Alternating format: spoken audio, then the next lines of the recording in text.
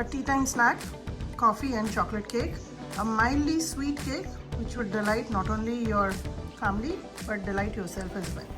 Let me show you how I prepared this chocolate coffee cake. 1 cup maida or all-purpose flour, 3/4 cup of sugar, 3/4 cup of milk powder. I've taken mawa powder today. This is 2 tablespoons of custard powder, 1 teaspoon of baking powder, 1/4 teaspoon of baking soda. I'm going to put all of this in my mixie jar and pulse it a couple of times so it mixes well. Once I ran it through the mixie jar, I have taken it out and passed it through a nice and fine sieve. Now this is your basic cake mix and you can store this portion in the fridge and prepare any variety of cake. Now today I'm going to prepare chocolate coffee cake and I'm taking 2 teaspoons of cocoa powder. Because it's a coffee cake, to this basic cake mix add about 1 tablespoonful of cornstarch. This is important, it will give a good structure to the cake. 2 tablespoons of coffee, instant coffee. This is half a cup of warm milk. To this warm milk, I'm just going to add 1 teaspoon of vinegar and that will slowly curdle the milk and it will make it sour enough which will activate all the baking powder, baking soda in this batter.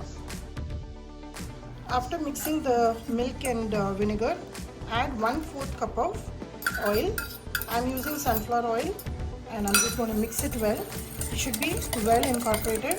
Make sure that the oil and milk are not separate. So whisk it till it mixes well. If you don't want to use the whisk, just put it in a mixie jar and give it a couple of blends and it will become a nice creamy paste.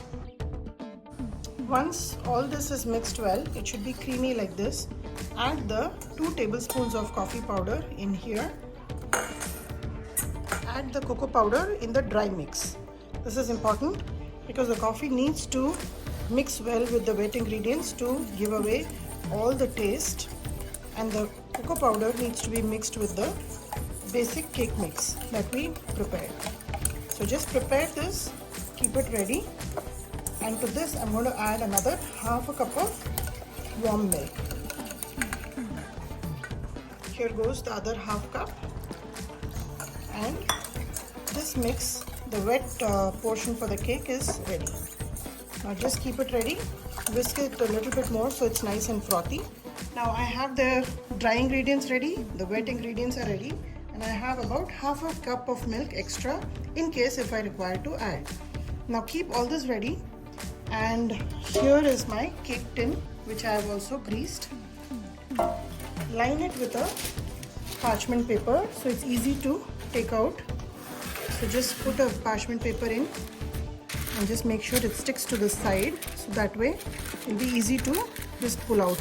Although this is non-stick, I still like to add a little bit of parchment paper at the bottom so the cake will I can just lift it out. So just like so.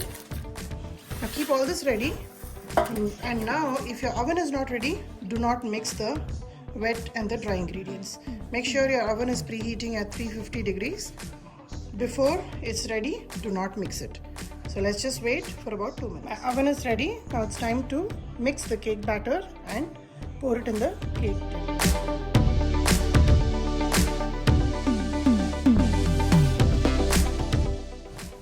I poured the batter in this cake tin. Just pat it a couple of times. You can add any dry fruits on top, but I'm going to keep it as a simple chocolate coffee cake. The timer is up. I've been baking this cake for about 35 minutes. Now if you see it's fully cooked, I'm going to take it out. I've taken out the cake and it was just easy to pick up the whole cake with the parchment paper. I put it on a wire rack so it can cool. I've also made it another batch of tutti frutti cake along with it. A very soft and moist coffee and chocolate cake. You can see how soft this is and it's come out really well. The taste is amazing. This is the best tea time chocolate coffee cake I could have ever pulled up. So give this recipe a try, like and subscribe my channel, and let me know how this turned out for you.